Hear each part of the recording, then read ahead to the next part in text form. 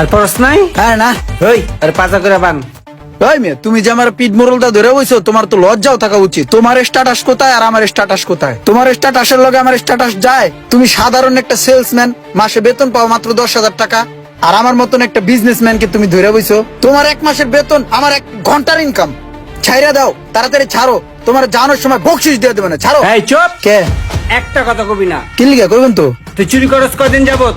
ভাই ধমক দেন কি লিগা? মানুষের ছোট করে কথা কোন ভাই? আপনি যেরকম বিজনেস করেন আমি ওরকম বিজনেস করি। আপনার ব্যবসা হলে এনে বয়ে বয়ে, আমার ব্যবসা হলো ঘুরা ঘুরা। শোনেন ভাই, আপনার যেমন কাপড়ের ব্যবসা, আমার ওরকম চুরির ব্যবসা।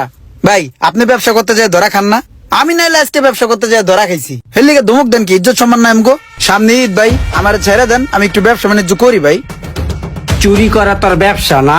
এই আরে নিয়ে বাথরুমে 3 দিন আটকে রাখ, 3 দিন হয় বাথরুমে ঘেরান হনবো, গুয়ের ঘেরান। ভাই এটা কিন্তু খারাপ লাগলো ভাই, 3 দিন অন্যায় অবিচার ভাই, এগুলো গন্ধ ভাই, এগুলো ঠিক না ভাই। এই যে ভাই, আপনি ছেড়ে দিলে দিতে পারেন, 500 টাকা লইলে লন, আমার ছেড়ে দেন। এই এই সব এদিকে আসো।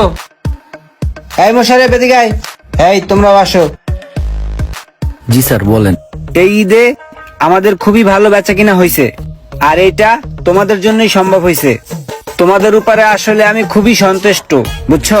তা সেজন্য আমি ভাবছি তোমাদের বেতনটা আর ঈদের বোনাসটা আগেই দিয়ে দিব। এটা হলো তোমার ঈদের বোনাস।